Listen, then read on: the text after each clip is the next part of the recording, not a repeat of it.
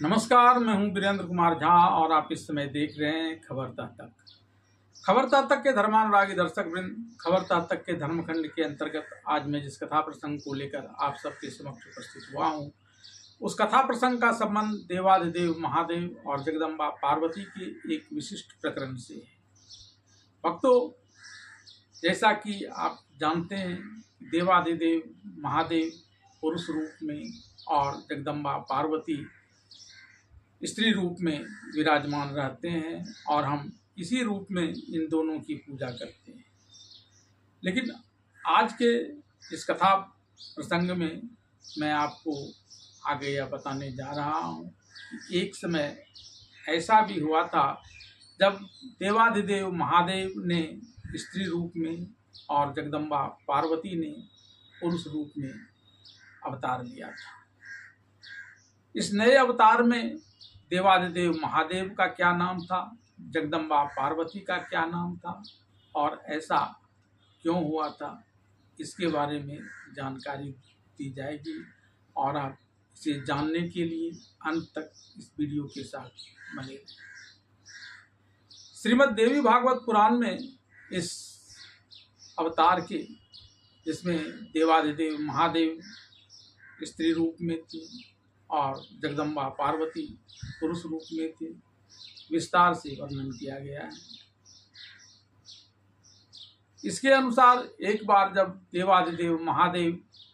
जगदम्बा पार्वती के साथ कैलाश में विहार कर रहे थे और तब उन्होंने जब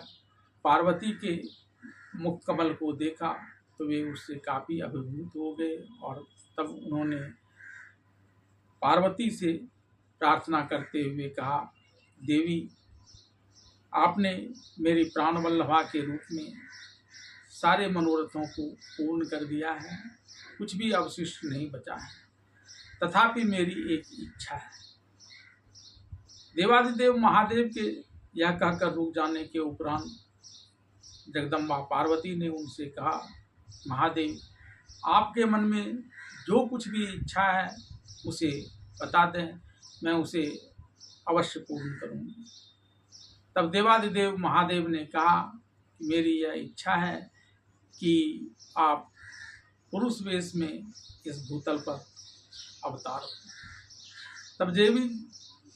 पार्वती ने उनसे कहा कि आपकी यह इच्छा जरूर पूर्ण होगी, लेकिन आप भी तब स्त्री रूप में इस भूतल पर अवतार लेंगे। और इस प्रकार का एक प्रतिज्ञा मैंने श्री हरि विष्णु से भी पहले कर लिया है कि जब मैं पुरुष रूप में अवतरित होंगी तब वे मेरे बड़े भाई के रूप में अवतार लेंगे और मैं देवकी के गर्भ से श्री कृष्ण के रूप में अवतीर्ण होंगी और तब श्री हरि विष्णु मेरे बड़े भाई बलराम के रूप में अवतीर्ण होंगे और वे अपने आयुध के रूप में हल रखेंगे और शत्रुओं का संहार करेंगे। श्रीमद् देवी भागवत पुराण में जब देवी पार्वती ने देवाधिदेव महादेव को यह वचन दे दिया, तब उसके उपरांत एक और घटना घटी। जिन राक्षसों का श्री हरि विष्णु और जगदम्बा ने पूर्व काल में हत्या की थी, उन्हें मारा था, वे सब इस द्वापर युग में नए नए अत्याचारी राजा के रूप में मौजूद थे और उन सबके अत्याचारों की भार से पृथ्वी दबी जा रही थी। और जब पृथ्वी के लिए इन अत्याचारी राजाओं के अत्याचार का भार सहना बिल्कुल असहनीय हो गया, तब इन्होंने गौ का स्वरूप धारण किया और देवताओं के साथ ब्रह्मदेव लोक चले आए और यहाँ ब्रह्मदेव से सारी बातों को बताते हुए उनसे इस दुख को दूर करने का निवेदन किया। तब ब्रह्मदेव ने उनसे कहा कि यह मेरे सामर्थ्य की बात नहीं, हम सब कैलाश पर्वत पर चलते हैं। और जब ब्रह्मदेव गौ रूप में पृथ्वी को लेकर कैलाश पर्वत पर आए तो यहाँ उन्होंने जगदम्बा पार्वती को देखा, उन्हें प्रणाम किया और उनसे निवेदन पूर्वक कहा कि इस गौ स्वरूप में यह पृथ्वी है। आपने और श्री हरि विष्णु ने पूर्व जन्म में जिन राक्षसों को मारा था वे सब इस समय अत्याचारी राजाओं के रूप में मौजूद हैं और अत्याचार करते जा रहे हैं, जिसका भार सहना अब पृथ्वी के लिए असहनीय हो गया है। आप इन्हें भार मुक्त कर दें, क्योंकि आप ही इन राजाओं के मृत्यु स्वरूपनी हैं, जैसा कि आपने पूर्व में उन राक्षसों का वध किया था। इस पर देवी पार्वती ने ब्रह्मदेव से कहा, ये राजा मेरी स्त्री रूप में पूजा करते हैं, मुझसे अपनी जीवन याचना करते हैं, तो मैं स्त्री रूप में इसका वध नहीं कर सकती। इसके लिए मैं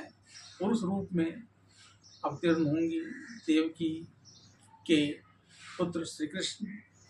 जो 2 हाथ वाले होंगे और मुंडमाला की जगह कमल पुष्प धारण किए हुए रहेंगे, उस रूप में भी मैं इन राजाओं का वध करूंगी और तब पृथ्वी समेत सभी देवताओं को यह वरदान देकर देवी पार्वती अंतर्ध्यान हो गई और कालांतर में उन्होंने देवकी के 8वें पुत्र के रूप में श्री कृष्ण के रूप में जो एक पुरुष थे अवतार लिया। बलराम ने भी रोहिणी के गर्भ से श्री कृष्ण के बड़े भाई बलराम के रूप में अवतार लिया और उधर श्री देवाधिदेव महादेव ने भी वृषभानु की पुत्री राधा के रूप में जन्म लिया था। राधा और कृष्ण के प्रेम पूरी दुनिया में चर्चित है और देवी पार्वती ने उस समय देवाधिदेव महादेव से कहा था, जब उन्होंने कहा था कि मैं स्त्री रूप में आपके कहे अनुसार वृषभानु की पुत्री के राधा के रूप में जन्म लूँगा और तब मेरी जो 8 विग्रह मूर्तियाँ हैं वे भी रुक्मिणी सत्यभामा आदि के रूप में अवतीर्ण होंगी। तब देवी पार्वती ने उनसे कहा था कि मैं इन सब के साथ ऐसा बर्ताव करूंगी जैसा न कभी सुना गया और न आगे सुना जाएगा, और इस उपाख्यान को जो कोई भी सुनेगा यानी राधा और श्री कृष्ण के प्रेम को, उसका जीवन धन्य धन्य हो जाएगा, उसके सारे कष्ट मुक्त समाप्त हो जाएंगे और वे बड़े पुण्य के भागी होंगे, उन्हें मोक्ष की भी प्राप्ति होगी। इस वीडियो के साथ अंत तक बने रहने के लिए आप सभी का धन्यवाद।